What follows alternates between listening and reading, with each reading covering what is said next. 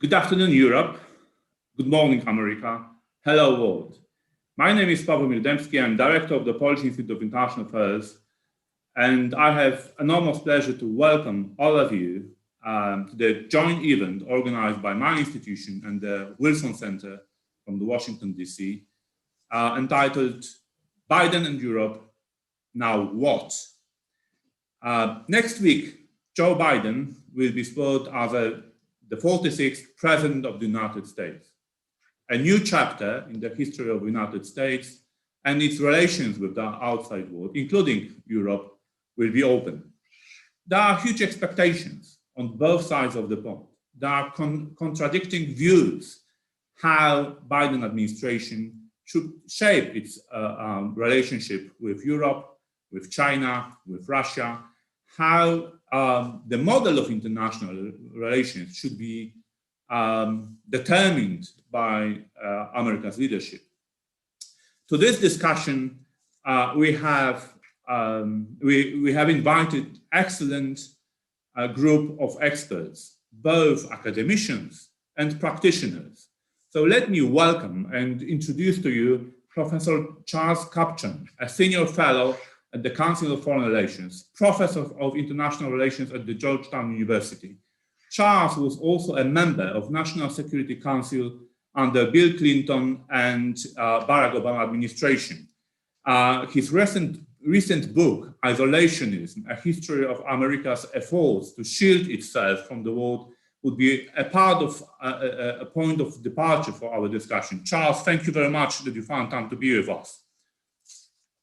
Our next speaker would be Professor Dan Hamilton, Director of Global Europe Program at the Woodrow Wilson International Center for Scholars, Director and Senior Fellow of Foreign Policy Institutes, the United States, Europe, and the World Order Program at Johns Hopkins University, School of Advanced International Studies, Washington, D.C., and also the Austrian Marshall Plan Foundation Distinguished Fellow.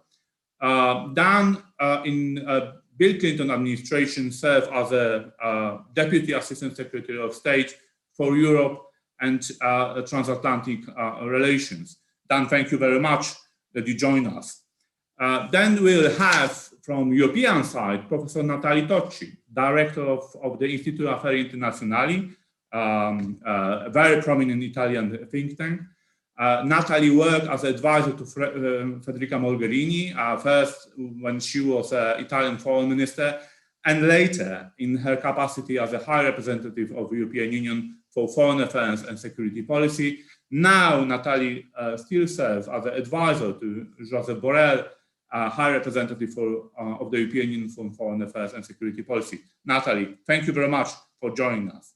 Last but not least, I would like to welcome and introduce to you Dr. Patricia Sasnal, Head of the Research at the Polish Institute of International Affairs, just elected member of United Nations Human Rights Council Advisory Committee, a great expert on US policy towards the Middle East.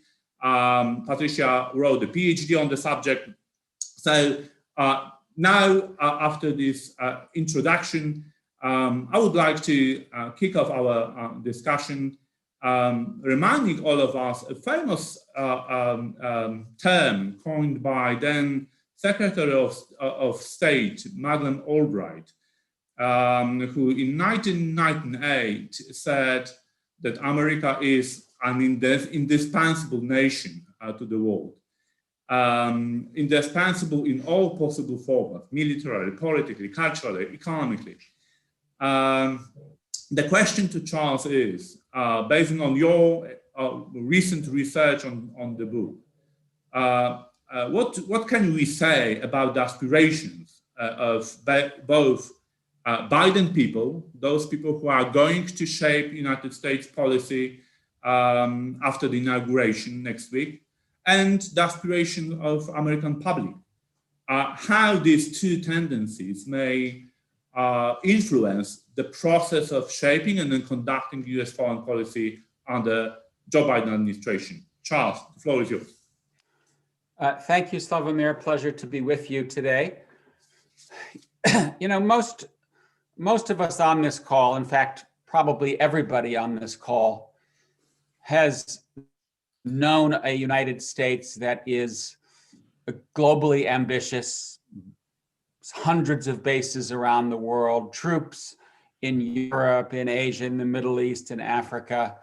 And as a consequence, the Trump era seems to be a bolt from the blue, a mystery. Where did this come from?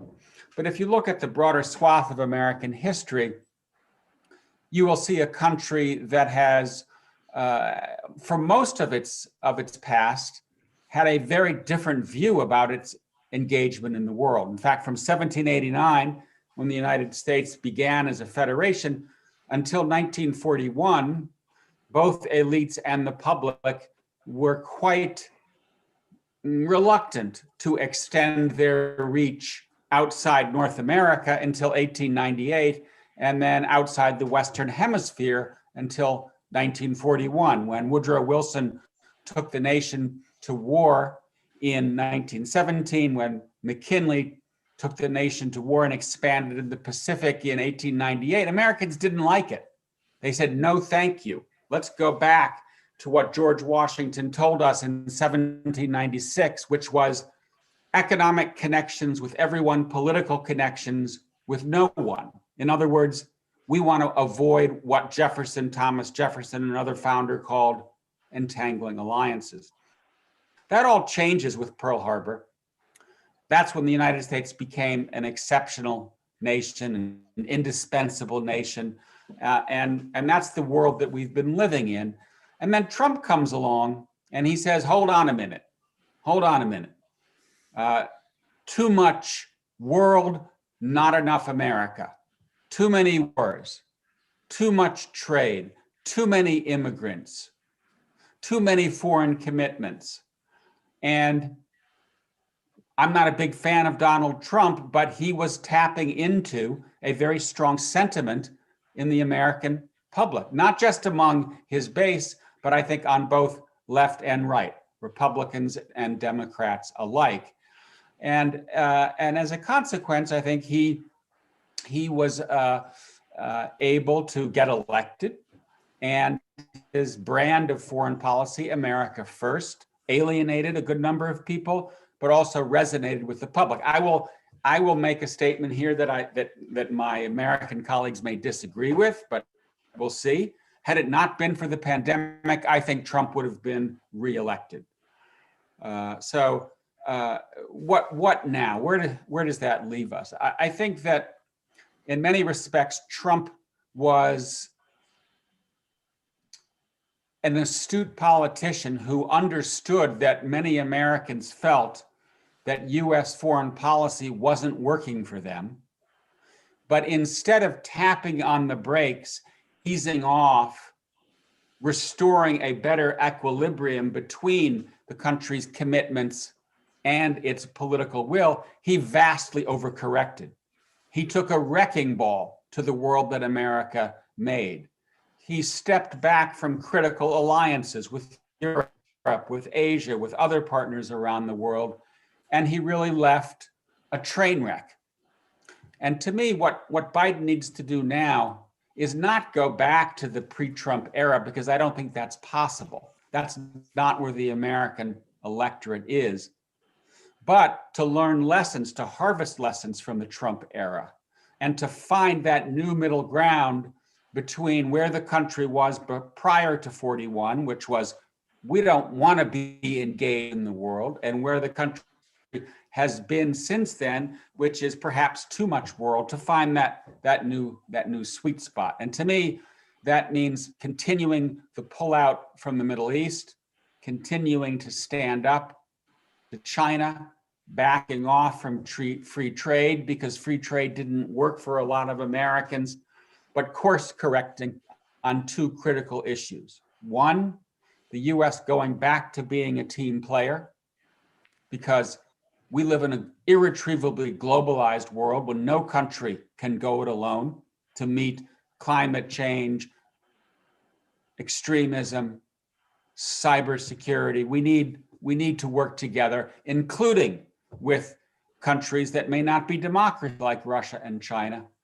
And the other, I think, is to restore faith in American democracy and in liberal democracy more generally at home and abroad. This has been a near-death experience for American democracy. Charles, A week ago, our capital was sieged. We need to make sure that we get back on the saddle when it comes to the values that the United States has stood for since the late 1700s. Here, I would like to ask you the following question. I mean, in your book, you made a point that actually in democratic administration, both Wilson, Roosevelt, Clinton, there was a very strong tendency to, from one hand, to lead the world by the example, and second, however, all these administrations are usually perceived as keen to intervene outside of Western Hemisphere. Very strong ingredient of isolationism was also there always. So do you believe that now under Joe Biden administration, the world should expect leading by example again? Is it possible for United States to lead by example now after Trump or all of that has happened recently? What do you think about it? Well, I think that we should go back to leading by example because there's no country in the world that can serve as a model for liberal democracy as effectively as this country. And that's what in many respects the US has been doing for the last 200 plus years. It's not going to be easy. I mean, Joe Biden is someone who is a liberal Democrat. He understands the importance of decency, playing by the rules of liberal democracy, standing by the rule of law. On January 20th, there will again be a person in the Oval Office who we can look to and respect, who is decent, who has integrity, who will obey the Constitution. We have not had that over the last 4 years. That's why Donald Trump was impeached yesterday. That having been said, it's going to be tough. You know, we are a divided country.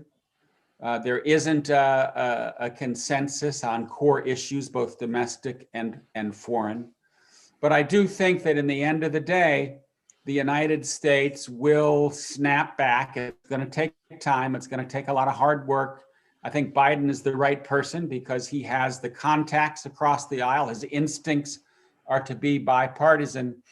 But one question that I have, and maybe I'll throw this to Natalie and Patricia and to you, Slavomir, is are our allies getting impatient with us?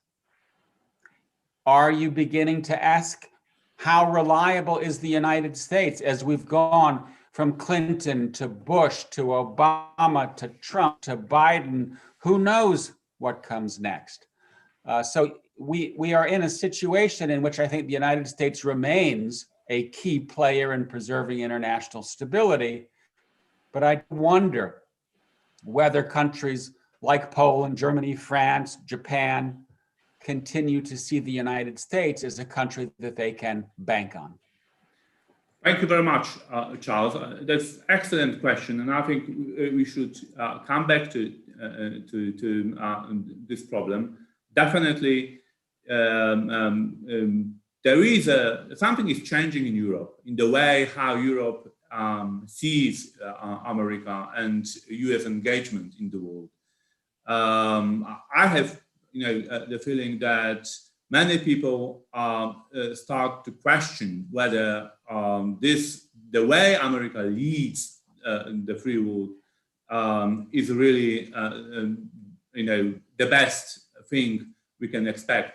Now, I would like to ask Dan Hamilton. Dan was one of those American decision makers who in the 90s contributed enormously to make America indispensable nation, at least for Europe. Dan was promoting and actually was doing US policy in Europe regarding enlargement of both European Union, NATO, making Europe really whole and free and at peace. Dan, can you tell us what we should expect from Biden administration? Biden, who is regarded as a kind of the icon of transatlantic relations, of good cooperation between Europe and the United States, how Biden people want to shape this relationship in the future. Thank you, Slavik. Thanks to everyone for joining our program today. We're pleased to co-sponsor with the Polish Institute of International Affairs this effort. Well, these are my personal views. I'm not representing anybody except myself. And it's hard to know yet, of course. We're not even there yet. So, but in order to tie your question back to what Charlie had been saying, you know, I think often seen from abroad, many Europeans, many others always are wondering, what is the United States going to do? That's sort of your question. I think to understand what Americans do sometimes in the world, one has to understand, and these events of recent days sort of drive home the point, one needs to better understand who Americans think they are as a nation and what the United States actually stands for, not just as a country, but as sort of a principle. And we have big debates. We've always had huge debates about that. So if foreign policy begins at home, one needs to understand US foreign policy by understanding the domestic debates that and the traditions that happen within our country. And Charlie's book is a great example of sort of those deeper trends, which often are kind of overlooked. And if I had to just jump in for a second on that, you know, I think we become accustomed that Americans were sort of the Wilsonian crusaders, you know, crusading for democracy, bringing democracy to other parts of the world because the belief that we would be safer in a world that has more democracy. And there's a huge, very strong tradition in our country of those who believe that. But the other sort of outward-looking approach is that, you know, sovereign nations should exchange goods, services, engage in free trade, try to connect themselves that way while maintaining their own, you know, borders and sovereignty. That's a strong tradition. Those have been sort of pulling us outward to the world.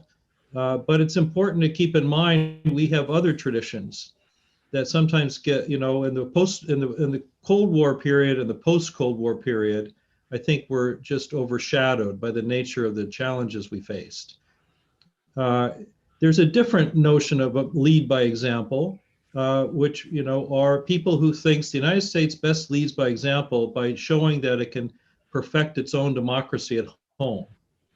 That the best, you know, resonance the US would have globally is not by crusading for democracy abroad, by simply tending to the problems, the huge problems we have as a sort of multi-ethnic, multicultural continent of one country. And if we can get that right, we'll have much more impact than sending troops abroad. That's a strong tradition, and you've seen it also.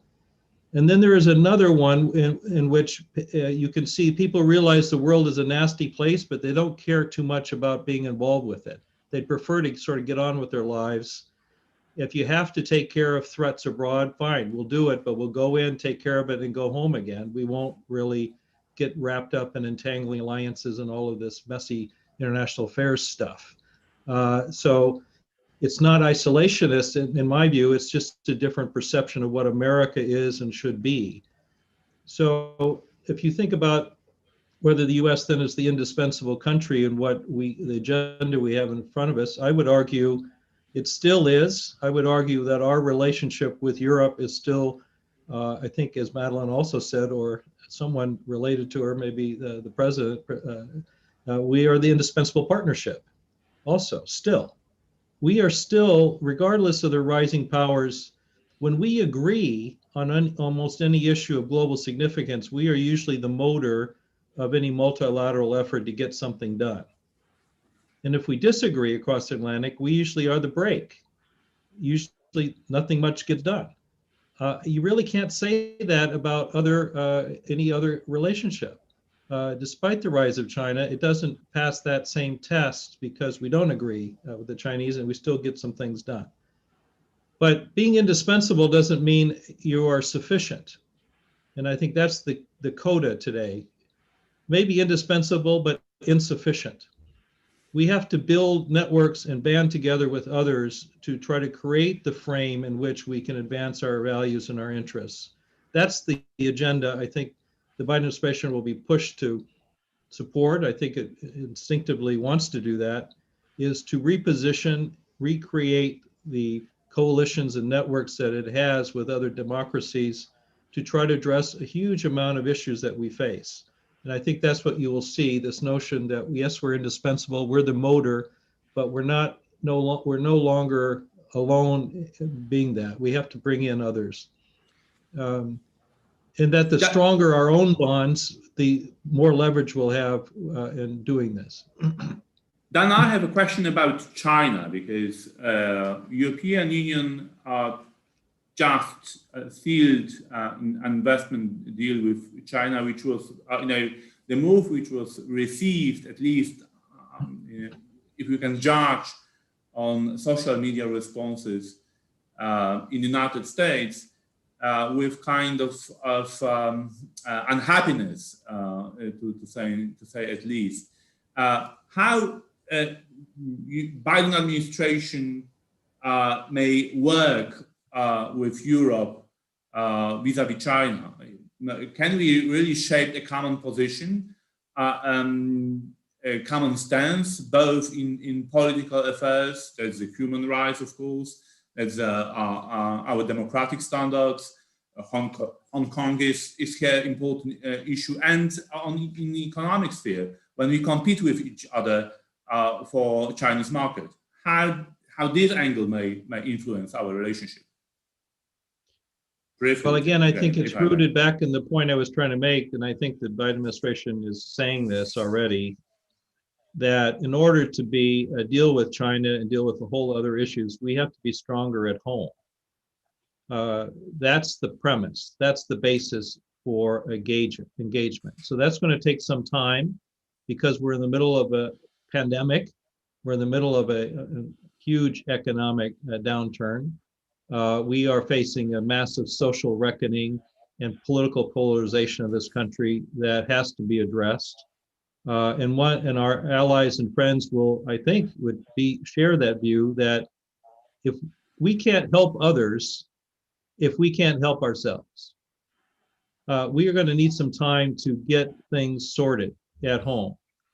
Now, I think the Biden administration can, as we say in good English, walk and chew gum at the same time. But the domestic prioritization is not an alternative to a strong foreign policy. It's going to be the basis for it. And one has to understand that. I think a lot of European commentators are going to say, oh, Biden is isolationist, they're ignoring us. That'll be wrong. But one has to understand the basis here. And so if we can do that together, for instance, we share the pandemic problems, we share the economic problems, and yet the vaccine was inherently a transatlantic collaboration. It shows the power of our partnership. It seems to me that any initiatives that we think about, whether on health, on trade, on climate, on energy, they are going to have to be rooted in this notion that we have to lead our societies from sickness to health. And that's got to be the premise of it. I think if we can do that and show the most important thing will be this sense of common cause, then I think we can start to build that agenda. We have to realize, of course, there are some legacy issues across the Atlantic that are going to have to be dealt with. We have a whole host of trade issues that are on the new administration's doorstep. The digital disconnects you see happening have to be cleared away. Issues with the WTO, all sorts of things. Rejoining the international institutions. But I think there's awareness that has to be done. And then I think you project a sense of opportunity for our partnership because that's what we have. I think, again, personal view, but I think we see an administration that understands it can use all the instruments that we have instead of ignoring some of them. NATO is an important instrument in our transatlantic relationship, but the US-EU relationship is fundamentally an important strand of our partnership, and it's never been strategic. We've never managed to make that, an equal strand. And I would hope the administration will look at that and how to make it more an effective relationship. And so there's a big agenda. There's a big agenda of simply saying, but it has to be rooted in this sense of being stronger at home. Then you can advance a health agenda, which I think would be strong, a climate and energy agenda, this digital agenda, and an economic agenda. It's far beyond foreign policy. We are so rooted in each other's societies that our relationship is not really a foreign policy relationship. It's something different. And I think if we understand that premise, there's a lot of things we can do together. Thank you very much, Dan. European Union was mentioned, so this leads me to Natalie. I would like to, Natalie, to hear from you. First, whether, for you as a European, the idea of United States as indispensable nation is still attractive. What Biden administration should do or should not do to re-establish a good transatlantic bond? Natalie, the floor is yours. Well, thank you, Slavomir. And to sort of pick up this question of the indispensability of, of the United States, and perhaps also reconnecting it to the question that Charlie was raising about, sort of the impatience. Are we impatient? I think, the more we expect and think of the United States as being indispensable in the way in which it was in the past, the more inevitably the impatience is going to grow. Because I think that indispensability inevitably is going to change form moving forward. Now, in some respects, it will probably be even more important. And I'll come to this towards the end of my remarks. But inevitably, it will not have the same sort of power and leverage and leadership in the way in which it was for the last 70 years. And I think that is just something, the more we as Europeans don't recognize this, the more inevitably we're going to grow impatient with a United States that will not live up to those expectations. But having said this, I think it's important to sort of start off by saying that one really shouldn't underestimate how for most, indeed perhaps not for all, but for most Europeans, what a massive sigh of relief this election was. Because the last 4 years were marked for the very first time in the transatlantic relationship. The transatlantic relationship has seen many ebbs and flows. We tend to look at this through rose-tinted lenses. There have been lots of disagreements in the past, but never did we have, as we did over the last 4 years, a president and administration looking at us as Europeans in general, and specifically at the European Union as an adversary, as an enemy.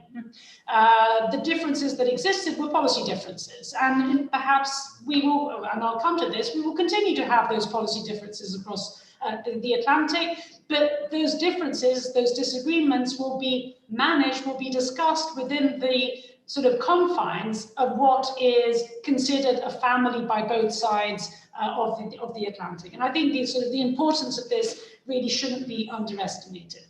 Now, what is it that I think we not only should, but we can expect to work together on with the Biden administration? It's not a huge list of foreign policy issues out there, but it is a sort of existentially important list. And I think it basically sort of boils down to climate, to COVID, to the JCPOA, and perhaps this is a slightly more longer term and diffuse challenge. I think we can work sort of hand in hand with the Biden administration on the question of reform of multilateralism, from the WHO to the WTO. So I think, those issues, I would be fairly confident that not only we should, but we can actually work on them. Where I think we as Europeans, and this comes to some of the points that Charlie was making, where I think we as Europeans have to be very careful about what our expectations are, is basically in our neighborhood. I think that when it comes to our neighborhood, be it in the East, be it in the South, we can certainly expect coordination with the United States. And mind you, the importance of coordination is actually quite important because, again, we have seen how much damage the lack of coordination can do over the last 4 years. But we cannot expect that coordination to take the form of the United States really sort of stepping up its engagement. So whether it's the Balkans, whether it's Libya, whether it's Ukraine, Belarus, the Middle East peace process, I just don't see a massive re-engagement of the United States on these policy questions. But what I do see is that whatever is going to be done or is not going to be done is going to be in coordination with Europeans. And that is obviously another piece of perhaps not as good news as the first block, but good enough news for us as Europeans. Now, where are the differences going to lie? And I think basically here we're talking about China, we're talking about digital, we're talking about trade and to an extent industrial policy and the connection between the two, and we're talking about defense. Now, on some issues like defense, I mean, we're basically back to the sort of good old days of the Obama administration. There is going to be the more traditional sort of US push for Europeans to do more on defense and spend more on defense, and it is going to be a genuine push. It's not going to be a push as it was during the Trump administration, which is basically going to be well, more than colored, but driven, I would say, by a sort of mercantilist drive to use defense to rebalance a trade deficit. So I think in the case of the Biden administration, we're basically going to go back to that genuine transatlantic concern about Europeans having to take upon themselves greater responsibility on defense.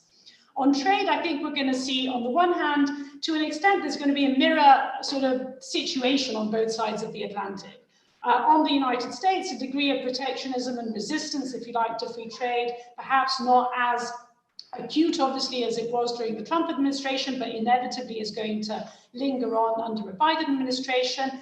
We as Europeans obviously are on a different page. As European Union, we are on a different page on this. In fact, even the last 4 years, we're actually marked by a quite remarkable list of new free trade agreements.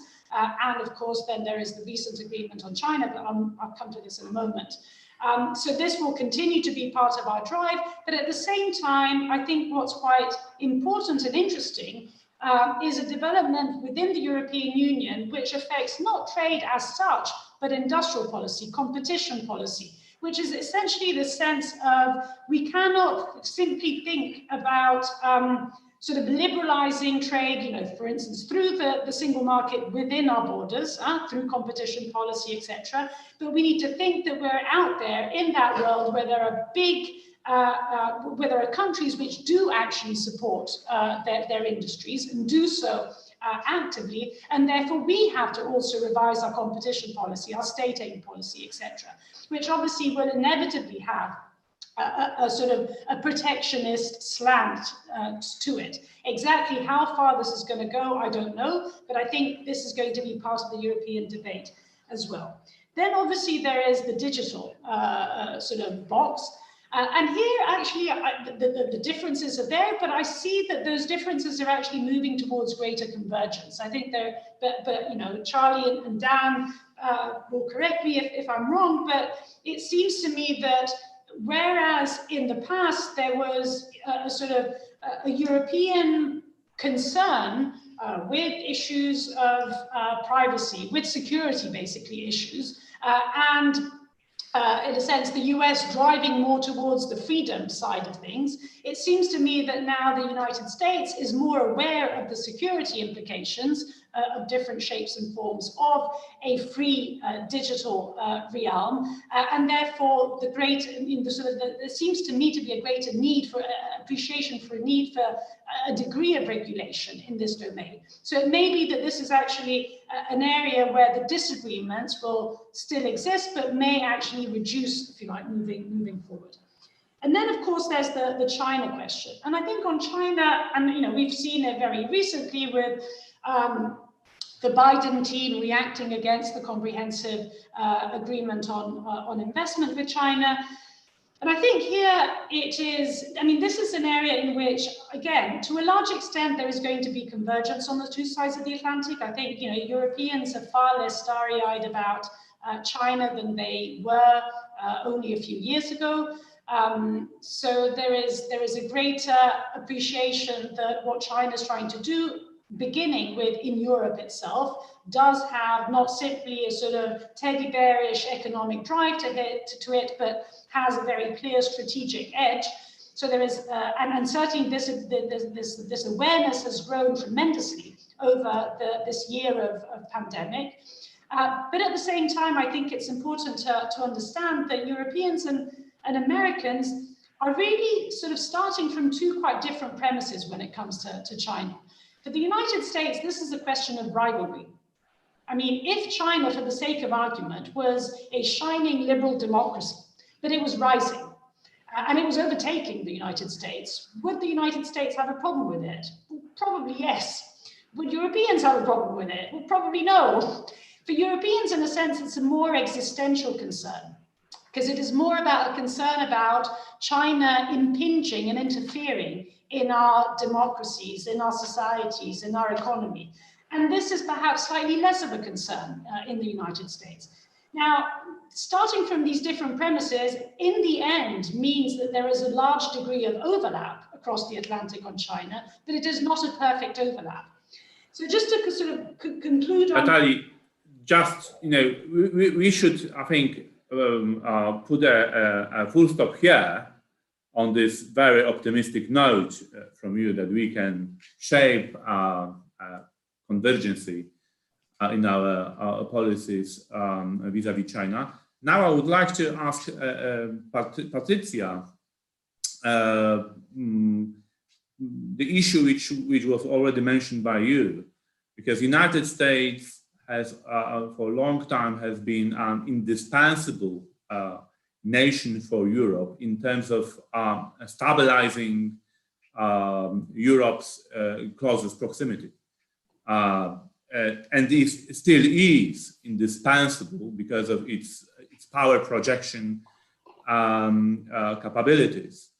Patricia, can you share with us your views, what United States should do in Europe's neighborhood to still serve as an indispensable nation for Europe? Or maybe the way how transatlantic relations should be shaped is that Europe should step up and behave itself in our region in more autonomous way. Patricia, the floor is yours.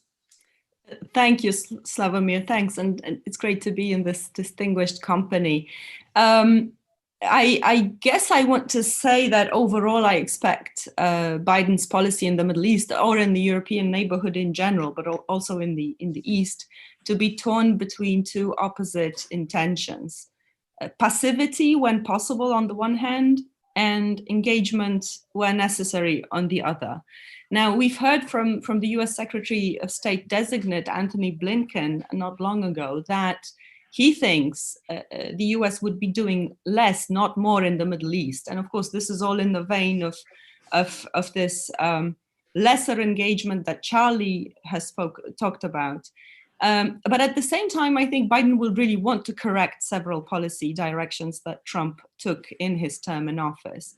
So I'm expecting Biden's administration, from the Biden administration, something that we might call a corrective passivity. There will be passivity, but there will be corrections. So looking at the European neighborhood, I think there are 5 policy points, briefly, that require both correction and cooperation with the EU. And I think it will happen. So now I will start off with the 10th anniversary of the Arab Spring, which I expect might be somewhat surprising to you. But we're talking on exactly the 10th anniversary of Ben Ali fleeing the Tunis airport to the day 10 years ago. And European policies towards the region that has undergone those revolutions, the European policies have been mistaken, I think. So we're decorating regional Pinochets, that's Abdel Fattah al-Sisi. We're supporting putschists, as is the case in Libya, and we're preferring pseudo-stabilization to human rights. And I wonder, I don't know, if Biden will work hand in hand with Europe in that regard, or because of his emphasis on democratic values and his plan for a democracy summit and all that, he will show us, the Europeans, a new path. So this is a question I am asking myself, but I think it's important to put it on the table. Now, the second policy point is of course, Iran, and it's important both for Europe and the US. So we know that Biden's objective is to return to the JCPOA. Sanctions would be lifted if Tehran reverses its nuclear breaches. Now, we know now that this process will not be as hard in Congress, dominated by the Democrats, as we have previously thought. Biden will most probably establish a phased confidence building process of lifting sanctions in exchange for Tehran's compliance. And here I think the EU and EU countries are necessary for his policy intentions to be successful and efficient. He will also want to cooperate with the GCC and Arab Gulf countries, and working with the EU in this regard will make things easier. The third policy point is the Israeli-Palestinian conflict, but much more, I think, US relations with the Palestinians. Biden will want to rebuild trust between the US and the Palestinian Authority. He will reopen, I think, offices of the Palestinian delegation in Washington. He will restore, at least to some extent, financial aid to UNRWA and to the PA itself. He will not reverse the decision on moving the embassy to Jerusalem. The embassy will stay there, of course, but he may say that there will be a second embassy in Palestine.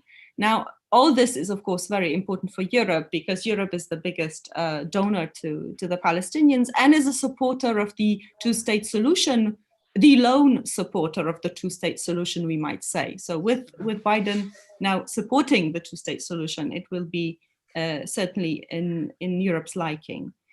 My fourth point, and fourth and fifth will be about the our eastern neighborhood. So fourth point is Ukraine. Now, what the US can do is to make and support the case for Ukraine becoming a major US non-NATO ally. And this would be in line with European interests, EU's interests, save for Hungary, which is a separate case. Perhaps we don't have to talk about that here. And actually, I just want to make a side point that we're talking about Europe as if we are a unified bloc in terms of foreign policy and relations with the US, which we are not. So that would also require some refinement. But still about Ukraine, Biden will insist on more effective fight against corruption and conducting judicial reform in Ukraine, which he previously did as vice president in Obama's administrations. This is also in line with European thinking about what should happen in Ukraine. And he may resume bilateral US-Russia talks on settling the situation in Donbass. And that would be perhaps not entirely in line with what Europe has been doing until now. Biden may seek a new format of negotiations altogether with Ukraine and Russia, especially after Chancellor Merkel has left her office and because she has been the main driver standing behind the Normandy format negotiations.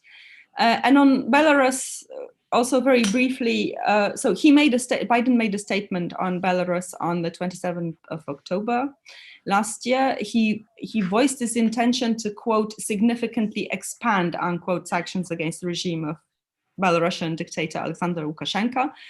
And here 2 points are important, I think. He will want to support the Belarusian democratic opposition, and there's a plethora of possibilities of cooperation with the EU on this, because Europe's doing a lot there. And he will probably maintain the sanctions imposed already, if not expand them altogether, like I said. So here, another window of opportunity for cooperation with the EU opens itself. And just by way of a conclusion, I want to respond to Charlie's question, if we have gotten impatient with the US. No, I think in this marriage, we're very happy you've returned home, or you're returning home. And this is precisely why, this is precisely because of what Dan said. So I want to echo his words. There is sheer added value in the fact that the EU and the US stand together on a number of issues and are perceived as speaking in unison on a number of issues. Then they get things done. This in itself will give both the EU and the US greater agency in foreign policy. Thank you. Thank you very much, Patricia. And I have 2.5 questions from our YouTube audience. 2 of them, or 1.5, is directed to our American members of the panel. So people are wondering whether political polarization in the United States may influence the way how United States leads the free world, or its entire capability to lead the world. So my question to you, how do you see this polarization? How this polarization inside of the United States may influence the foreign policy shaping of Biden administration? And there is yet another question concerning, probably to our European members of the panel, whether we actually may come to the agreement in Europe what we want to see, to expect from Biden administration, or this disagreements among us would actually harm transatlantic relations to the extent that they would not be working properly, even if we have like-minded people on both sides of the pond.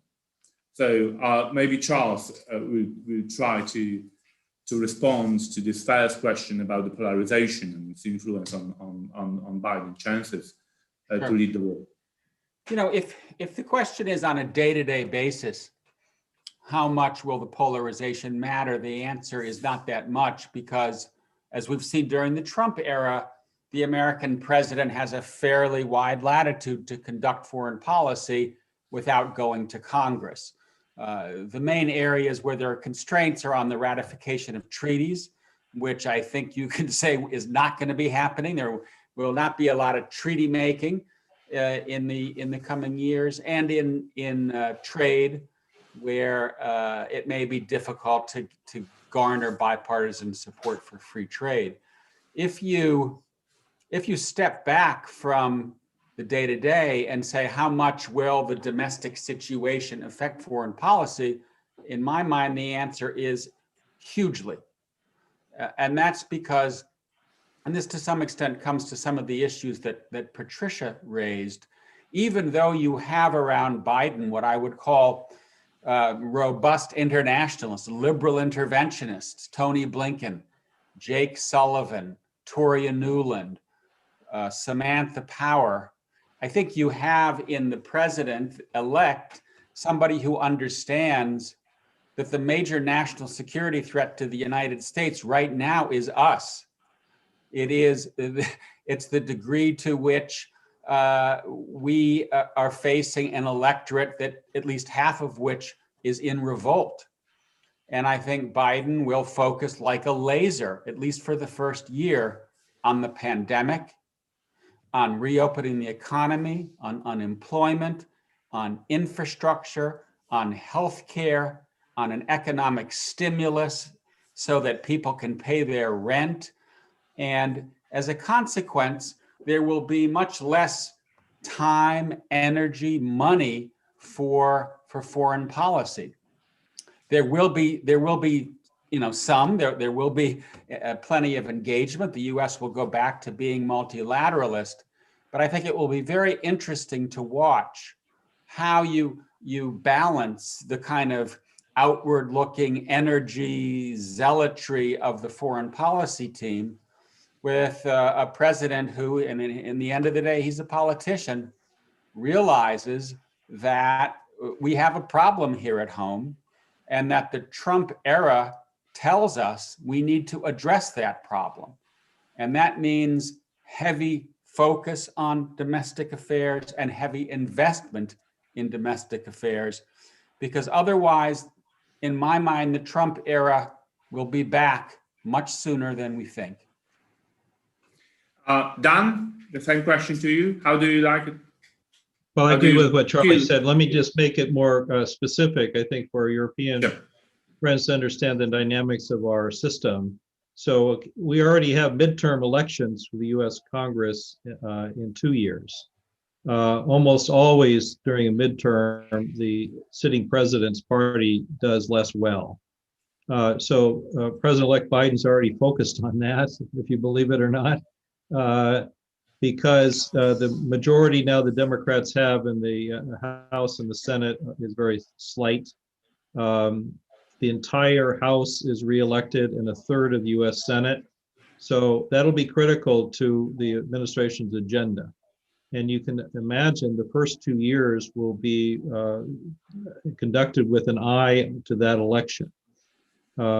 If you recall, the Obama administration, its first 2 years also had Democratic majority, and yet actually didn't, in my view, get as much done as it could have. And then it was faced with, a blockage by the Republicans. So as Charlie says, it'll have a huge impact on the overall environment. It might not affect the daily efforts, but you can bet they'll have an eye on this. And I think that lessons is always pay attention to the US Congress as a foreign policy actor in the United States. It is just not, we don't have a parliamentary system. We have a separate, different type of representative democracy, and one has to understand the role of Congress as a co-equal branch of government. Thank you very much. So this question about Europe's ability to come to agreement on policy towards the United States. Very briefly, 2 minutes for Natalie, 2 minutes for Patricia. I'm timekeeper, so I need to allow you. Natalie. Okay, I'll be very brief. Simply to say that actually I think that with a US administration that does want to reach out to Europe, the problem is not going to be so much one of member states disagreeing as to what to do with the United States. I think it is kind of an easy automatic instinct to say, well, the problem that Europeans have in foreign policy is that they can't agree with one another. Okay, fine, we know that, yeah? But frankly speaking, most of the time, I think nowadays, the main problem that Europeans have is not that they can't find agreement. I think those disagreements, by the way, over the last 4 years were exacerbated precisely because there was Trump in the White House. So I think that automatically there is going to be greater intra-European convergence on many of these issues, both directly vis-a-vis the United States as well as indirectly on different other foreign policy issues, particularly as regards, I think, the Middle East. I think the main problems that we have as Europeans is that we actually all agree in doing very little and in expecting the United States often to sort of, take the greater share of burden and responsibility. And I think it's that intra-European agreement which is the main problem rather than the disagreement between member states. Thank you very much. Patricia. Thanks. I feel there are great expectations in this question, but we need to curb our expectations. And I really hope that what Natalie has just said will turn out true, but there are two Europes and there are at least 2 Europes, and there are 2 USs. To look for an agreement is just too much to expect. I think if we come to terms and work together on a small number of issues, it will already be a lot. And I'm mentioning the issue of polarization because this other group, this other half, is not disappearing just because Biden's in office. Of course, it does have an impact on European policies, but I think it might be temporary, and that's why I think we really need to curb our expectations. Thank you very much. So, ladies and gentlemen, this is the time for the first panel is over. I would like to express our gratitude on behalf of the Polish Institute of National Affairs and the Wilson Center to Charles Kapczan, Natalie Tocci, Patricia Sasnor, and Dan Hamilton as the speakers of this first panel. Don't go away, stay with us, because we are going to focus on very specific element of transatlantic relations, that is NATO. All questions which have been asked, and I was not able to pose to the speakers of the first panel concerning Russia, concerning military aspects of transatlantic relations, can be tackled in our second panel. So thank you very much once again, and Dan Hamilton is going to chair the second panel and the second conversation during this conference. So Dan, I'm transferring all powers to you, and so the floor is yours. Thanks so much, Sławek. Thanks to the panel that just concluded. That panel, for those who are with us, we're focused a lot internally on thinking about reflections on our own societies and how Europe and the United States can work together or not. But now we want to turn outward, and we have a great panel again now joining us. And the frame is NATO. What should NATO be doing? But also adding, I don't know that we need to be limited to NATO if we think about what the West should be doing together, particularly regarding Russia and China. The Trump administration sort of had framed this as what they call great power competition. The EU, when it talks about China, talks about systemic rivalry, although I'm not sure they have defined what they mean by that, but it's a somewhat different approach. But what's the approach that NATO should take, Quad NATO, and what are other avenues that we should think about these powers? So we have a great panel here. I'm going to introduce them first, and then ask them each to give us some opening remarks, and then we'll hopefully again have a good discussion. So Kori Schake, hi Kori, thank you for joining us. Appreciate it so much. Kori Schake is well known to folks. She heads the foreign policy program at the American Enterprise Institute. She was also deputy director of the IISS in London, but has also had a government career. I think deputy director of the policy planning staff at the State Department. She was in the National Security Council. She's been at the Pentagon. She's done it all. So Kori, it's great to have you with us. James Schur, who's a senior fellow at the Estonian Foreign Policy Institute at the International Center for Defense and Security in Tallinn, and also associated with Chatham House in London. Lukas Kuleszka, who is the deputy head of research at PISM at the Polish Institute of International Affairs, our partner in this program. And Hans Binnendijk, my old friend and colleague, who's a distinguished fellow at the Atlantic Council of the United States, has been a senior fellow with me at Johns Hopkins University SAIS for many years, was the vice president at National Defense University, and also, like Kori, in many different government functions, the National Security Council, State Department. I think you each had the same job in policy planning, if I got that It's right. true, but Hans has also yeah. been my boss several times. Okay, well, there we go. Boy, You're relieved of all responsibility. And Hans also spent time on the Senate Foreign Relations Committee and has that perspective of the role of the Congress that I had mentioned earlier. So let's turn our attention now to that topic of looking outward, NATO, Russia, China. James, I think maybe I could start with you and start with some of European view first to let Americans sort of gather their wits about what to say about that. How should we think about all these issues? Thanks. It's a pleasure to be with all of you. Thank you very much. Because I plan to address 5 points and I have 7 minutes, I've uncharacteristically prepared a written text, and instead of speaking extempore, I'm going to read from it. So forgive me if I sound more formal and more severe than usual. So read it with a lively voice. I'll do my best. You can Slavic can tickle me if I don't, and that will help. My expertise, of course, is Russia and its neighborhood. So my focus will be exclusively on Russia, being very confident that others will speak about China. Let me begin with the last panel ended off.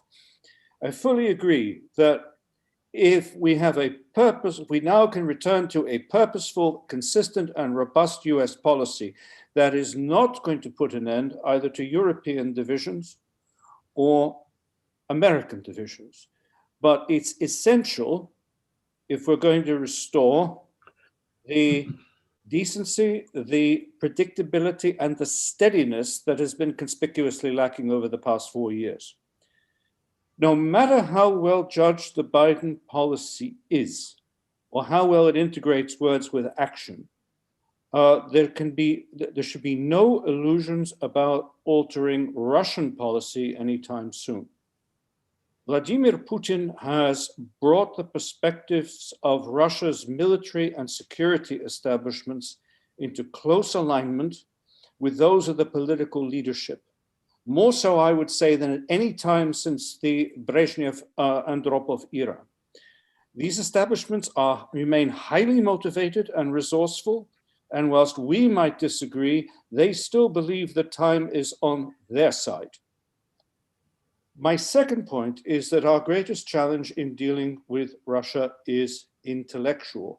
It is time we accepted that we are dealing with a different belief system. It's not just Putin's belief system, it's very broad gauged. And our challenge is to live with it rather than try to change it. It is extremely unlikely that Russia will genuinely accept compromises on terms that we can safely accept, as long as this outlook is in place and as long as the people who run these establishments and make them up are still there. For that reason, I would suggest that we have to treat the integrity and security of the Atlantic Alliance as a vital interest and categorical imperative, irrespective of whether the Russians like it or not, and irrespective of what takes place inside Russia itself. That absolutely does not rule out cooperation on a transactional basis, where it's realistic and consistent with our interests. And I would say it requires, doesn't simply not rule out, it requires institutionalized communication between Western and Russian national leaderships and defense and security establishments. My third point, I'm going to leave out the third point in case I run over time. It was about deterrence. We can come back to it. The third point I will now make is that Ukraine continues to matter profoundly. Let us not forget that the political basis of Russia's intervention in 2014 was the defense of Russia's speakers. Russia tore up a number of agreements and treaties it had signed because of internal changes in what we regard as a sovereign country, and they have never, in practice, treated as a truly sovereign country. The problem is that Russia's so-called compatriots are also well established in at least 2 NATO countries, Estonia and Latvia, not only on border regions, in border regions. Riga, the majority of people living in Riga are ethnically Russian. About 40% of people living in Tallinn are ethnically Russian.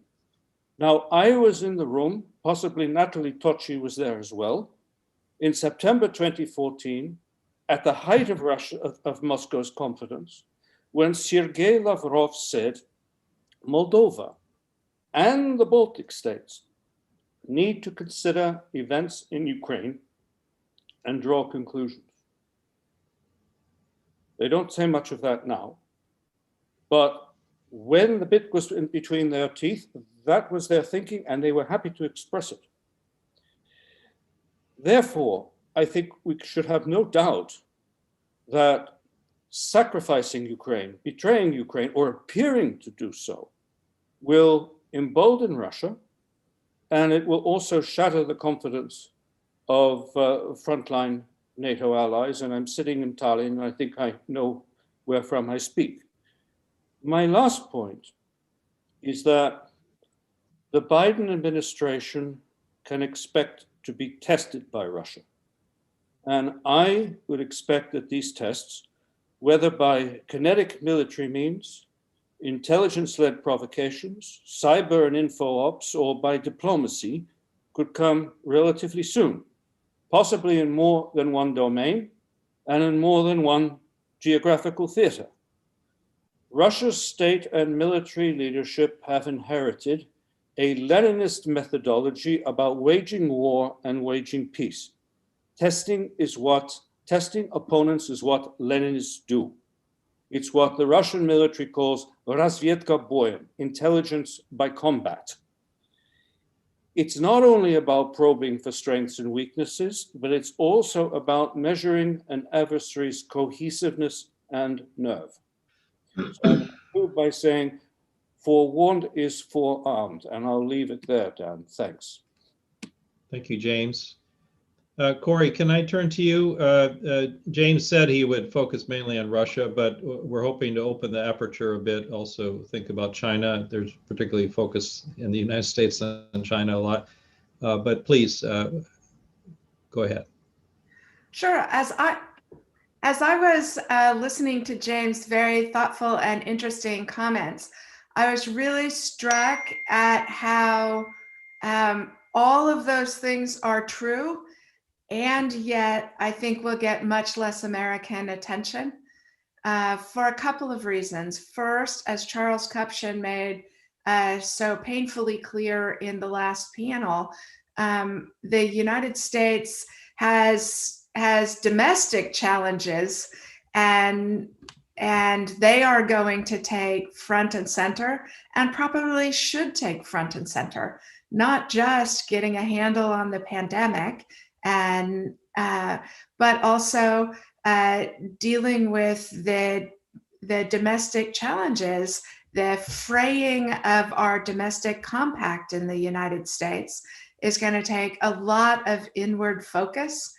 And so I think what Europeans should expect is a much friendlier administration, but also a pretty passive administration on European issues. My sense, I would defer to Hans Binnendijk, but my sense is that the folks coming into the Biden administration are committed Atlanticists, but also firmly of the belief that while Russia is an enormous problem, that if Europeans want strategic autonomy, if they want to be making trade deals with China that they're excited about, that we're not going to stand in the way of that, because we are going to have other priorities. I think the attitude, the concerns that many Europeans had during the Obama administration, that the US was ceasing to care about European issues. I remember a number of European colleagues talking wistfully about the George W. Bush administration, because at least they cared enough to fight about these issues with Europeans, instead of just saying, you guys can handle this. You said you wanted to. Let us know what we can do to back you up. I think that's likely to be much more the default perspective of the Biden administration. And Europeans will have to make a very strong case why that isn't good enough. Because I think from the American side of the Atlantic, Europeans have the strength to be able to take the leading role in managing the Russia problem. And the arguments that Europeans, that the EU needs to lead with trade and cooperation, but the United States and NATO allies in the military realm need to do much, much, much more, I think is going to be a difficult one to sustain. A second point I would make is that I do think that that the last 3 American administrations have been increasingly serious about the China challenge. And Europeans will be judged to some extent by the Biden administration by whether, to use the words of former Norwegian Foreign Minister Espen Barth Eide, whether Europeans recognize that China isn't just rising for the United States, it's rising for Europe too. The extraordinary interview that the CEO of Volkswagen gave, in which he expressed surprise that that the Chinese government had 1 million Uyghur in re-education camps and wasn't sure that that had anything meaningful for Europeans.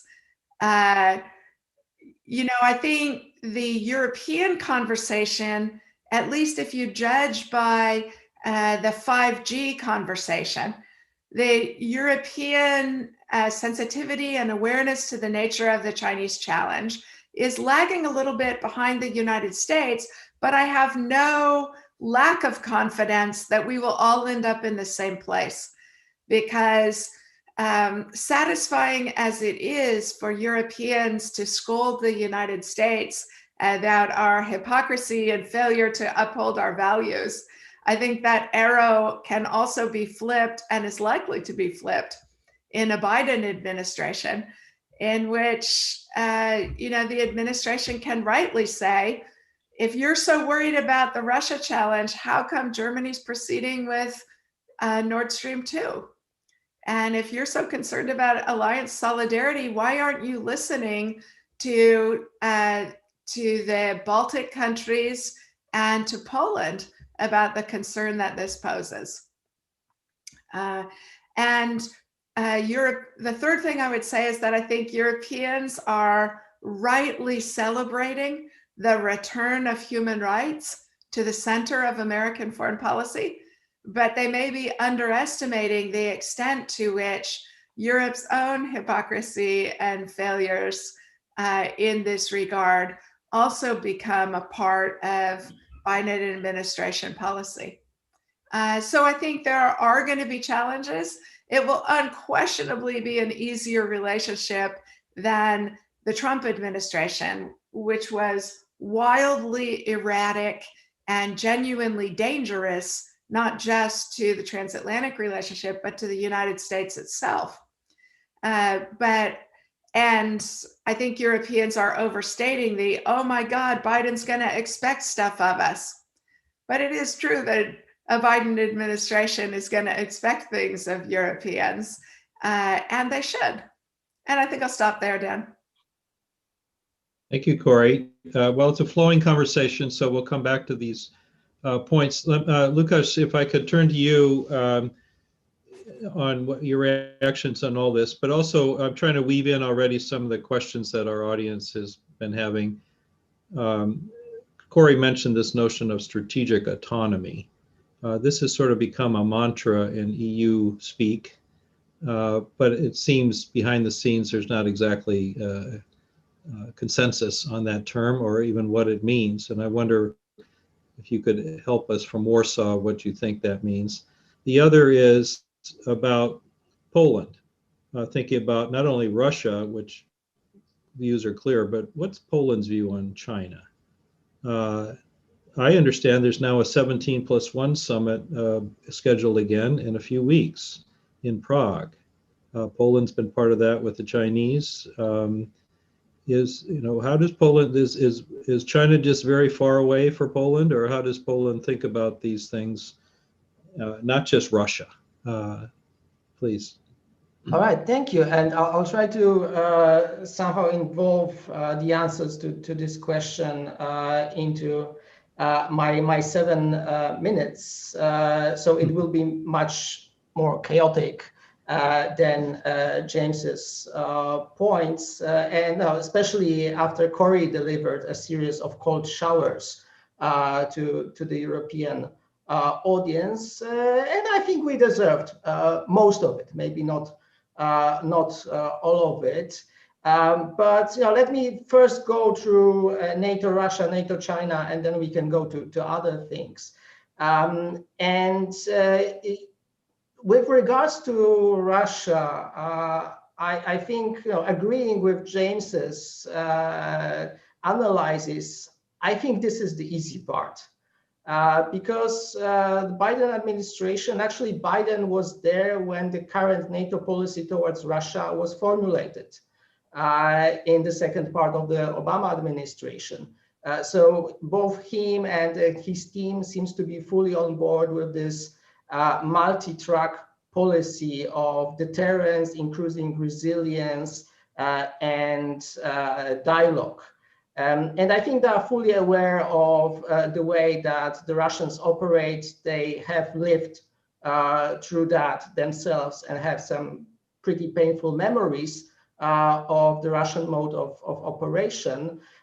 So I think, yes, there'll be maybe even some increase of the deterrence signaling towards Russia to avoid this kind of early testing by the Kremlin, and also maybe to assure some of the eastern flank NATO countries who might be worried about the US pivoting towards Indo-Pacific.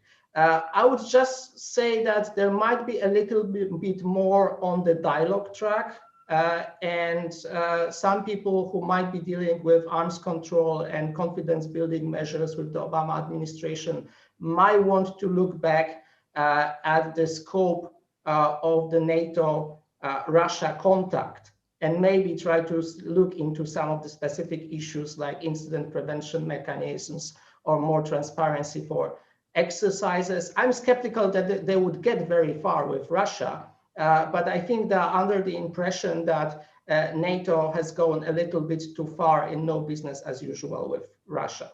But more generally, unlike with President Trump, with President Biden, I am sure that he would do the right thing in case of a crisis of, God forbid, or war involving Russia. But Russia seems to be the easy part. China is the difficult part. This is a tricky challenge, which kind of very quickly turned from being somewhere in the outskirts of NATO thinking just a couple of years ago to the very center of NATO thinking. And this is a really steep learning curve for a lot of us, certainly for me. And it seems to be that we have two broad approaches to the issues, which are somehow clouded by this nice formulation that we agreed in 2019 at the NATO summit in London. Then there is this beautiful sentence that the Chinese policy is both opportunities and challenges. But in fact, I think that there are two broad positions. One which is saying that this is China is the fundamental challenge of the 21st century, and NATO should fundamentally rethink its operation.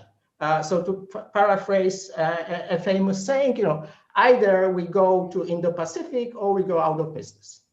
Then there is the second point, which basically saying NATO, yes, the challenge is there. We should adapt. We should think about the ways that we do our India-Pacific activities, but let's focus on being a regional alliance, and let's focus on what we do best. And I think so far the second approach seems to be getting the support of the majority of the NATO countries. I'm still not clear where the Biden administration will be on this issue. We seem to know the basis of their Chinese policy, their Indo-Pacific policy. So they see the urgency of the challenge. They would like to get tough with China on the number of issues, but they also see it as a comprehensive challenge, not primarily a military challenge.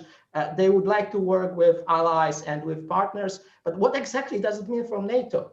I'm not sure. It seems to me that NATO would be on the background of US policy, and the basis, the main forum for the transatlantic relations would be the US-EU framework, which might be a good news for NATO. It won't resolve the challenges that Cory mentioned, but for NATO, that would give us a little bit of the breathing space. So we could focus on very specific issues and tasks like resilience, like countering Chinese malign activities, like updating our partnerships in Asia Pacific, updating our planning and military capabilities. So all of these may actually leave us with the favorite mode of NATO operation, which is to adopt and not to fundamentally rethink ourselves. But it is there's no doubt that the US pivot to Indo-Pacific is there, and it has military implications, including that certain military capabilities and certain units simply won't be available. It's not a matter whether the United States would want them or not, but they wouldn't be available. It's the US issue, but we can also think of a number of other allies, including the UK, including France, maybe the Netherlands, who would commit some of their forces to the Indo-Pacific region with consequences for Europe. So yes, this is another argument for the Europeans to get their house in order and be ready to do more. Not because the United States doesn't like them, but because simply there will be operational requirements for more European capabilities, because the US capabilities would simply not be there. And here is the point where strategic autonomy then comes in, because I think strategic autonomy can be done in the right way, which is to say how we can help, how we can make it work. So we develop the right capabilities in the way that doesn't really bring us into the clash with the United States and with our NATO commitment. And certainly this is the kind of strategic autonomy that people in Warsaw and other capitals of the region would like. There is another version of strategic autonomy that basically says the EU should be something completely different and maybe in some places even contradictory to the United States. And this is a vision of strategic autonomy that certainly we don't subscribe to. Finally, on China, Poland, I think when it comes to this formulation of where we are, is pretty clear about the challenges coming from China. And there are actually a number of important exchanges with the US regarding, for example, 5G, but also increased US presence in the 3Cs initiative to make sure that this region is anchored more to the Western and transatlantic area than to the Belt and Road initiative. 16+1 format, it gets a lot of hype, but let's not forget that this is a format, it's not a multilateral institution. It is format to manage better the bilateral relationship with China. So if this summit takes place, I'm not sure if this is the right time to have a summit, then let's not make a big thing out of it. And let me stop here. Thank you. Okay, Hans, it's a full plate. Feel free to weave in, what you've heard, and I know you had planned yourself to say some things, but back to this point, to the extent you can, I know these are personal remarks, that you have insight into Biden administration possibilities and thinking. A lot of people are interested in hearing about that. Please. Well, thanks a lot, Dan. It's nice to be the cleanup hitter here. Let me start with 1 minute of what I think Europe can expect from an American partner going forward here, coming out of the Trump years. Just very briefly, I think Corey is right. The focus in the United States is going to be very much on domestic issues, repairing ourselves, our economy, our health. To the extent that we can define what a new foreign policy might look like, it's going to be somewhere between the George W. Bush neocon years and the Trump retrenchment. We're going to have to find a new sweet spot somewhere in the middle. The third point I'd make is we have a lot to reverse from the Trump years. And I think what we're going to be seeing in the first several months of a new administration will be reversing a number. I've got a list of a dozen things here. It's not worth going through. We all know what they are. Paris Climate Accord, et cetera, et cetera. Just so much. We got to reverse all of that. When I say we, I mean the United States. I'm not speaking here for the Biden administration, certainly. And then fourth, I think there will be a focus very much on alliances and partners. And I don't see a push for another reset with Russia. So it will be a focus very much on partners. So the topic of the discussion, as I understood it, is how should the transatlantic partners be approaching major power adversaries, Russia and China? And I'd like to make 3 basic points there. That approach should be together, coordinated with joint leadership, point 1. Point 2, we ought to try to figure out how we defend our values and our interests without driving Russia and China further together. We're driving these 2 major powers together. It's not in our interest to see them driven together. So what can we do? How do we do that? And then third, and this answers the first 2 questions in part, I think we need to design dual track approaches to both Russia and to China. First, doing it together. I think with regard to Russia, there is a great degree of cohesion here, in part because of NATO summits, NATO statements. So at least on paper, it looks like there's a common approach. If you look underneath that, you'll certainly find that, say, the Polish and the Italian view of Russia very different. But there's greater cohesion here than there is with regard to China. We have in the Russian case a degree of cohesion, and we've got institutions. In the case of China, what we've seen in the last year is a convergence, a surprising convergence between the United States and Europe on China. The issue then is, how do we take advantage of that greater cohesion? We don't have institutions really to do that, so we may actually have to create some. The last point on this notion of doing it together is this. I am hearing Democrats, friends of NATO, talking more and more quietly about a new division of labor. A division of labor in which the United States focuses much of its attention on China, and Europe increasingly focuses on the Russian challenge. In the short run, I find that dangerous because Europe's just not ready to do that. But in the long run, if we're looking out to 2030, we need to think about that notion and how we might manage something in that direction. So my second point here is, how do you deal with Russia and China together, defending our interests, defending our values, without driving them further together?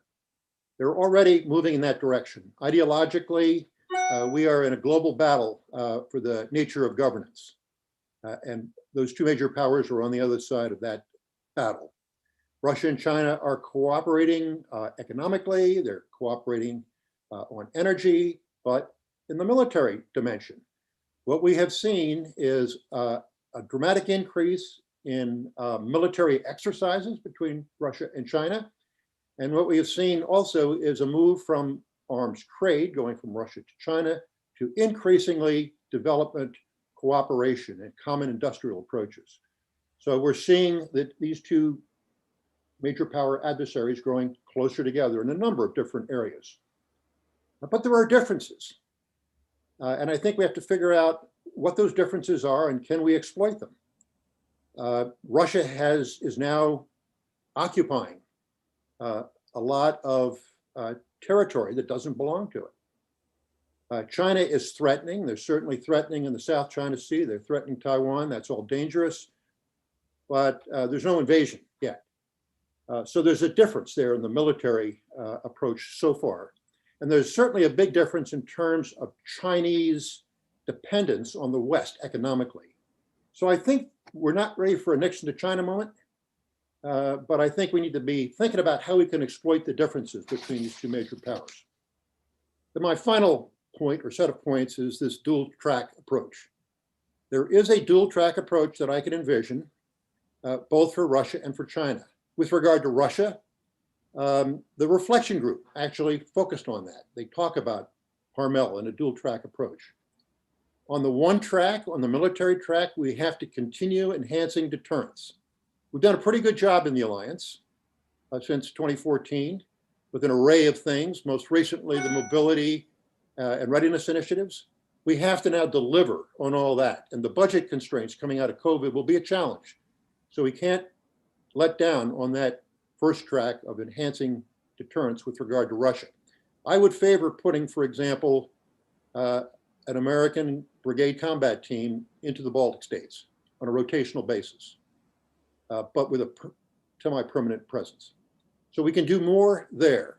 But on the other track for Russia, we have a very robust arms control agenda that we need to start working through. We need to have strategic stability talks with the Russians. New START is going to be renewed almost immediately when Biden comes in, but we've got to follow up on that. Things we can do with regard to the trying to rejuvenate at least a piece of the INF treaty. Open skies, there's a long list. So dual track with China, finishing off the last point. If you look at Kurt Campbell and Jake Sullivan and their piece last year in Foreign Affairs, they're calling for a policy, and they're going to be in charge of this. They're calling for a policy with regard to China that combines competition with coexistence. Those are their two key words, competition and coexistence. So how do you do that? On the competition track, I think Europe really needs to pause and think very seriously about what a war between the United States and China would mean for Europe. I think it would be much more catastrophic for Europe than Europe realizes in terms of shifting American forces, making Europe more vulnerable, a total cutoff of trade between China and Europe for as long as the war lasts, tremendous damage done in the area of space and cyber, and possibly even an Article 5. So Europe would be very fundamentally affected by war between the United States and China.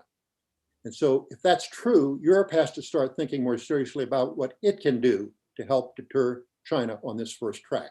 That doesn't mean a large military presence, but there's a lot that can be done. On the second track for China, there is an agenda of cooperation that the United States and Europe needs to engage in with China. That includes global warming, it includes global health, it includes global peacekeeping efforts, non-proliferation, and even economic development. So there is an agenda, there's a full agenda for a dual track approach, both with regard to Russia and China. And if we can do that, I think we can bring the United States and Europe together in fulfillment of that dual track set of approaches. And if we do it properly, we can do it without driving these two major power adversaries for us further together. Thank you. Thank you, Hans. Okay, so as you've been speaking, we have had questions come in from the audience. I think instead of trying to direct it to each person, let me tell you a few of these questions and let each of you then take what you feel you can want to address, but don't feel compelled to address all of them, each of you. There's been a question about prospects for arms control with Russia, with the new administration. I'm assuming there will be an extension of the New START agreement, but beyond that, what are the prospects going forward? I think there's also a question, maybe Hans, that's also coming back to you. What would the new administration think on burden sharing issues? It was Obama-Biden that started the 2% benchmark. They step away from that? They hammer it home harder? Do they redefine it? There's questions about that. What about disinformation, cyber attacks? We just had this massive attack in the United States. The whole cyber realm, should there be retaliation in kind?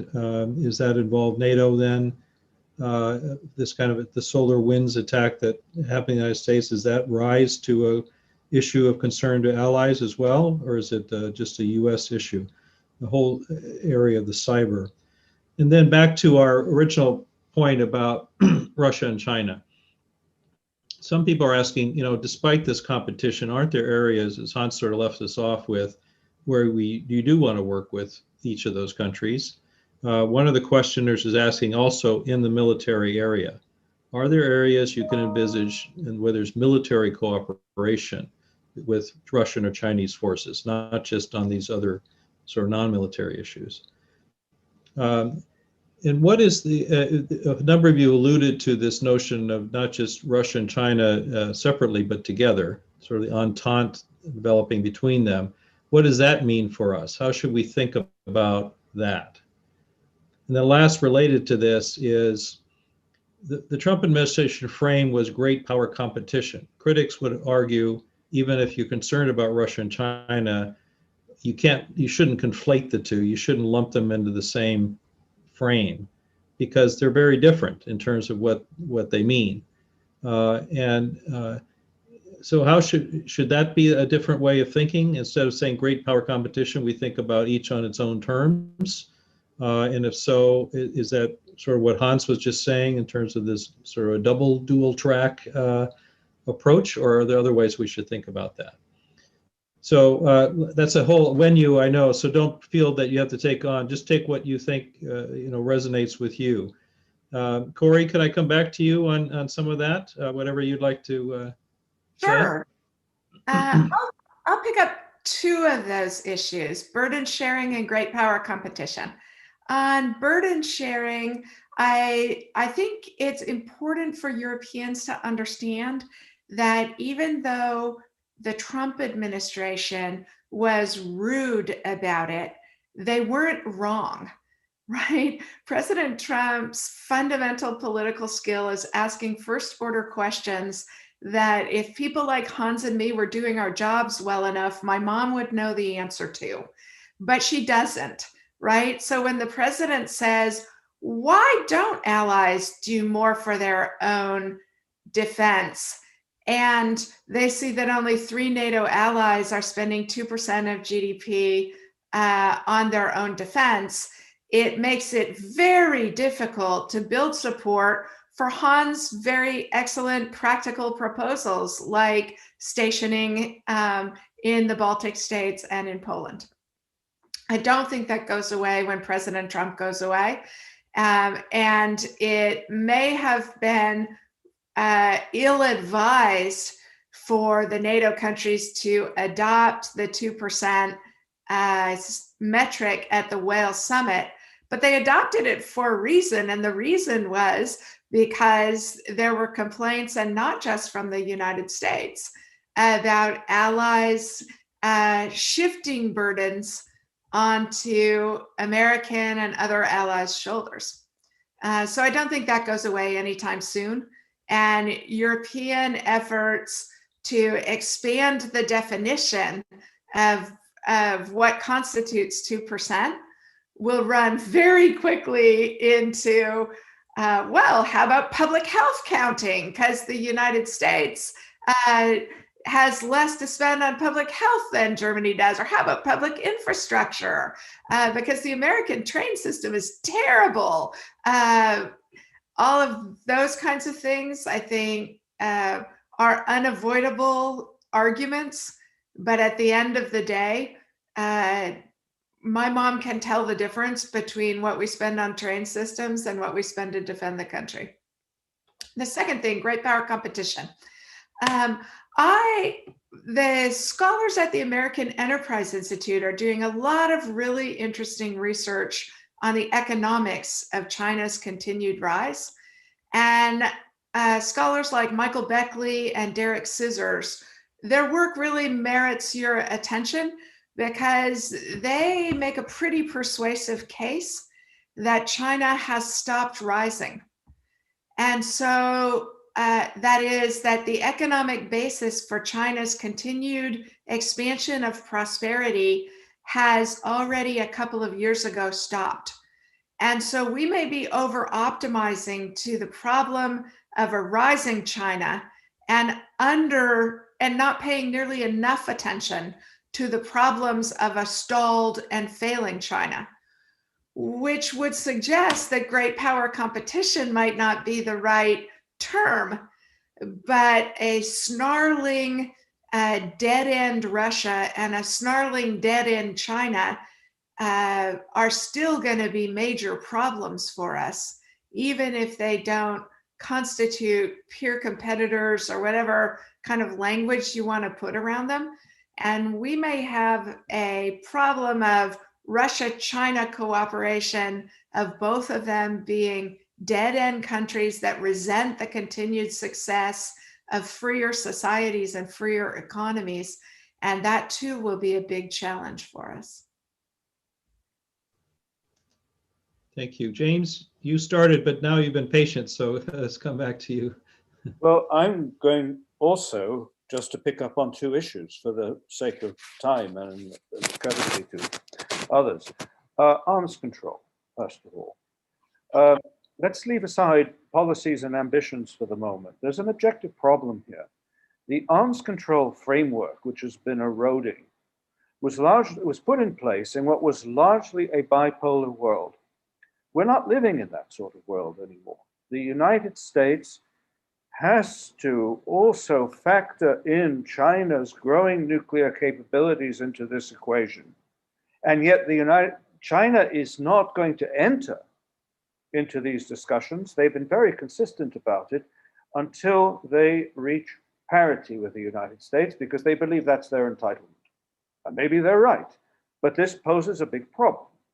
There is a technological volatility. A lot has changed. If you look at the whole Russian nuclear force posture, a lot has changed since the START agreements came into place. So I personally am all in favor of extending START for a year, if we can do it even for longer, to give us time to think about what our nuclear posture ought to be. I wouldn't rush into it. Now, the bigger issue is Russia-China. There are a lot of very serious thinkers in the United States who agree fully with Hans. I don't agree with Hans that we are driving Russia and China together. I think this is a misperception of the problem. And let me mention several reasons. First, both China and Russia share a common strategic goal, which is dismantling the global system of Western hegemony. This is not rhetoric. They're not pretending to share this. They really believe in it. And they are doing it. China, incidentally, I think much more so than Russia. And the Russians realize it. And they say so, and they admit it, that they are the junior partner in this whole enterprise.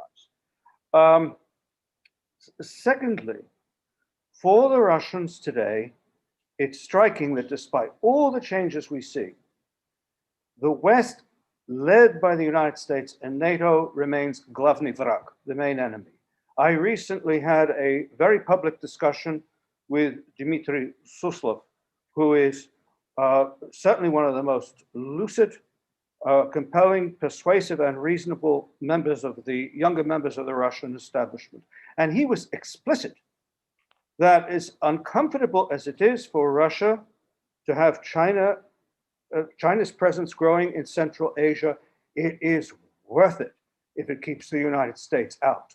As uncomfortable it is to have Turkey now establishing itself in the South Caucasus, that is great if it keeps the United States and the West out. This might not be reasonable, but I want to suggest to you, this is the way it is. The third point, which is not a contradiction, is that both Russia and China look at one another very coolly through the perspective of their own national interests. And they know they do not fully coincide. There are different types of concerns and anxieties on each side. Russia more than China. But Russia has to manage this relationship with this extremely powerful entity that is present in the former Soviet Union and whose influence is growing. And I find the idea that they would consider, even for a moment, antagonizing China for some vague forums and avenues of cooperation with the United States and the West, I find it absolutely incredible. So I think this is the wrong approach. It's very, I understand why it's very convenient to blame ourselves for antagonisms. We are disliked in large part for things that we have done, but we are mainly disliked for what we are, because we are present where the Russians and Chinese don't want us to be present, and because we are giving people choices who both the Russians and Chinese believe should have none. And these are I think are the fundamental issues, and they're not going away. So I'll leave it there, Dan. Thanks. Thank you. Lukáš, if it's okay, since James took on Hans directly, let me go back to Hans so he can respond and then come to you, please. And Hans, any of the other questions you want to talk about? Okay, Dan, thanks. So James, I didn't think I was saying blame yourself for this. I think there are a lot of common Chinese and Russian interests that are driving them together, but I also think we can drive them together further. I think this world would be a worse place if there were a formal alliance between Russia and China. And I think we can avoid that if we're smart. So that's my point. On a couple of other of the questions, Dan, arms control. I think the New START extension is going to be longer than a year. Could be as long as 5 years. I think maybe 3 is likely. First thing we have to do there is reestablish an understanding of what strategic stability means. We had that during the Cold War. We had it during the 90s. We started losing it about 15 years ago, and we have to get a new mutual understanding about what constitutes strategic stability. What are the consequences of missile defenses, et cetera? What are the consequences of these new 6 types of missiles that the Russians are producing? Then we have to set about coming up with new proposals. I think on the China part of this, I don't think China is going to build up to the American level. They're at about 300 plus now. They will continue to increase, but I think trying to drag China into a US-Russian strategic arms control negotiation simply will result in a freezing of those talks. There are just too many differences. So my proposal is have a bilateral US-Russian discussion and hopefully agreement on what the follow-on to New START would look like. And then together approach China and say, okay, we have done this. Now we are both requesting you to freeze at your current warhead level. There is stuff that can be done on the INF front. Everybody seems to write that off, but I do think there is an opportunity to resuscitate at least parts of the old INF agreement by focusing on those missiles which have nuclear warheads, and that is verifiable. So I think there is an opportunity to do more there. On cooperation between NATO and Russia militarily, not much can be done there, but I do think we would all benefit from confidence building measures, rules of the road, notifications and observations with regard to exercises, and mechanisms for incident management should an incident take place. So there's an area there where I think we can do some work with Russia. And then finally I pretty much agree with Corey on burden sharing. I don't think we can back off the 2% because we shouldn't, but I think we can't, bullying doesn't help. The last 4 years just prove that. But I do think Europe has to wake up and see that this is bipartisan in the United States. And we just may need to find a new mechanism to yield that same goal. And one idea would be to establish a, let me turn my phone off here. One mechanism would be to establish a, call it a European level of ambition, agreement on what everybody, and focus not on the money, but on the output. What should Europe be able to deliver, say, in the next half decade? And it ought to be roughly half of what the US has to contribute. There is this NATO notion of a level of ambition. Europe should be able to do half of that. Okay, thank you so much. Oh, Lucas, okay, many issues, many things. What's a Polish perspective? Yeah, that would be my personal perspective. And let me start with burden sharing, because I think this is one area that we need to get into the finer details. So the criticism against Europe, I think it's a little bit too harsh, because these decisions are not taken at the European level. They are taken at the national level. And you look at the last years, some countries, including Poland, by the way, have been pretty strong in maintaining and in some cases going over 2%, but also investing in the capabilities that actually are useful for NATO. Other countries are not there, but have been making progress or moving in the right direction.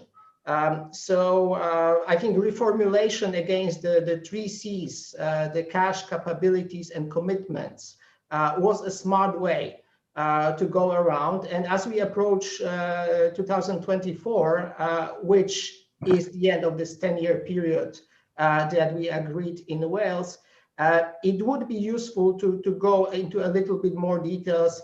And if we are ranking the countries, let's rank them along more than 2% indicators, because yes, there are some countries that actually are pretty slow when it comes to cash, that have capabilities that are nowhere to be seen in some of the most important missions, and their commitments are the token ones. So let's make sure that if you are shaming people, let's shame the right people. And I think there are many ways in which we can discuss upgrading the European commitment beyond kind of counting in the development aid. There are ideas for kind of specific funds to also fund the European capabilities. I think that the idea of having the subset of European commitments is also a good one. With regards to military cooperation, we should be careful with words. Military cooperation with Russia is a no-go area. I can't think of a cooperation with a unit that took over Ukrainian bases in Crimea or was shooting to the Georgians in 2008. I fully subscribe to the notion that we should have all various agreements to deconflict in Syria, for example, when we are operating, or the US and Russia are operating in the same theaters, and also contacts between the militaries I think in some cases they are justified because the politicians and diplomats are not necessarily the best people to talk about radio frequencies for the navies. Cooperation with China, actually there have been cooperation in a number of places, including the anti-piracy operations. So I don't think we are at this position as we are with Russia. But again, this has to be a cooperation in which we are clear that both sides are actually benefiting, and it is not something that is against our commitments to our friends and partners in Indo-Pacific. Disinformation and cyber activities. I mean, this is the area in which the experience of the last years is pretty troubling. Because it seems that as member states of NATO, we had different tactics used against specific cases of cyber attacks, cyber interference, all sorts of intelligence operation, including some of the most brazen forms, such as assassinations. So in some cases, it was naming and shaming. It was trying to cooperate and align within a group of countries, sanctions. I'm sure there were some counter operations which stay below the surface. But in some cases, it seems that some countries were preferring to keep quiet about certain situations, or to deal with them very discreetly through diplomatic and other channels with Russia, and try to pretend that things didn't happen. And the Bundestag hack comes into mind. So at least we should be exchanging the notes about effectiveness of different approaches to countering cyber and other forms of intimidation. Lucas, we're gonna have to leave it. We're gonna have to leave it there. We've run out of time. So thank you, everyone, for joining us. The question was, Biden, now what? Biden in Europe, now what?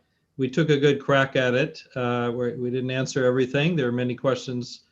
That means that all of these folks on the screen are still fully employed in answering all of those questions going forward. So I want to thank the panel for joining us. I want to thank the audience that's out there. Hundreds of people have been watching us and listening. Thank you all for sticking with us. And to my colleagues at the Polish Institute of International Affairs, thank you for your partnership. We'll continue the conversation. Stay tuned. So thank you again.